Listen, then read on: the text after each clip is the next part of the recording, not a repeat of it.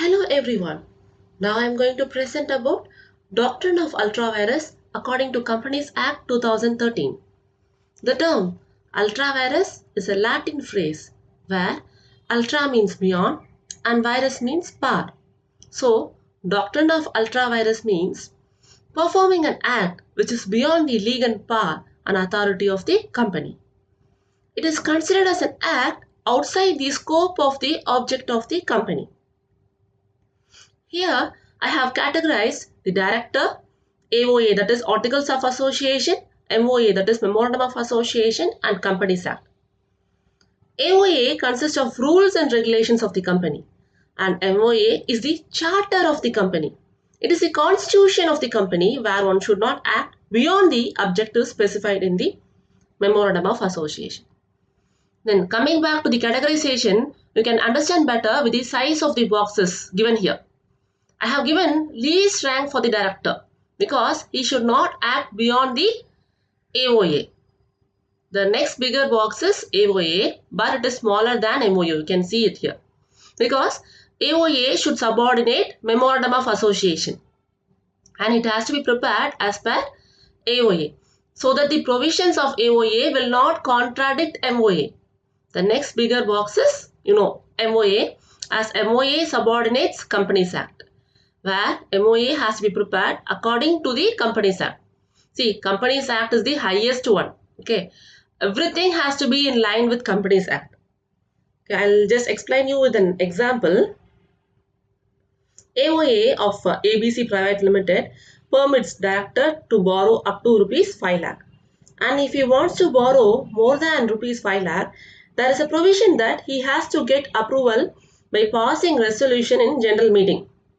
But in reality, what happened is that Mr. A, a director of this company, raises rupees 7 lakh, which is beyond his power. That is, if he wants to borrow more above 5 lakh, he has to get approval, but he didn't get it.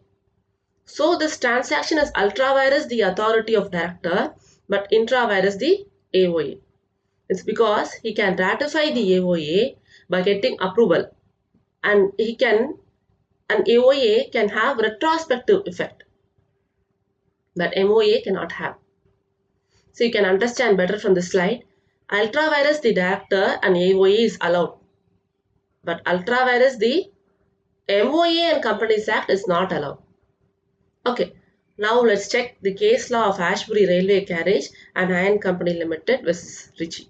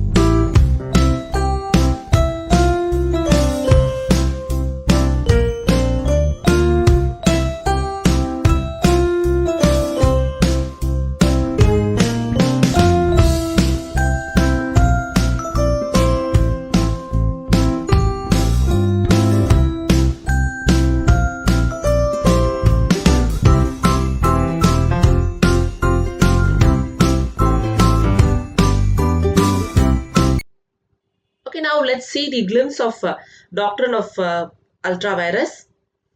An act can be ultravirus if it's not permitted by Companies Act, or if an act falls outside the ambit of object clause of MOA, or attainment of such act is not incidental or ancillary to its main object. Then coming to effects of an ultravirus act, it's void ab initio. That means it's invalid from the beginning. Ultra-Virus Act is invalid from the beginning and it has no legal effect. Then no party or company is liable for such act. So that's all about the basics of doctrine of ultra-virus.